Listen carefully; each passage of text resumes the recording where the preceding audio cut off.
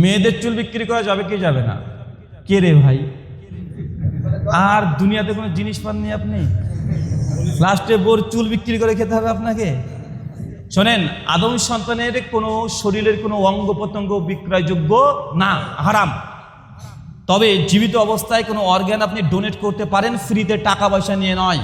একটা কিডনি নষ্ট হয়ে গেছে, ফ্রিতে আপনি কাউকে দিয়ে সহযোগিতা করতে পারেন, তো টাকার বিনিময়ে আপনি করতে পারবেন না। এই জন্য শেখ আলবানী রাহিমাহুল্লাহ তার আহকামুজ জানাইজের মধ্যে আবু দাউদ একটা হাদিস নিয়ে তিনিও বলছেন, মানুষ যখন জীবিত থাকে আপনি গায়ে টাচ করলে যতটুকু ব্যথা পায়, মানুষ যখন মৃত্যুবরণ করে ওই টাচটা যদি তার গায়ে করে 3 ডবল বেশি কষ্ট পায়। তাই মানুষ যদি মারা যায় সেই সময় তার অঙ্গ প্রত্যঙ্গ কেটে নেওয়া বা অঙ্গকে ডোনেট করে দেওয়া জায়েজ নয়, পোস্টমর্টেম করাটাই জায়েজ নয়, যতক্ষণ সরকার চাপ না দিচ্ছে। কথা বুঝতে পারলেন?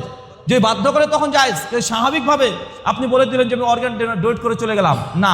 মৃত্যুর পরে আদম সন্তানের কোনো জিনিস বিক্রি করাও জায়েজ না, জীবিত অবস্থাতেও জায়েজ না। শুধু মেয়েদের না, ছেলেদেরও যাবে না।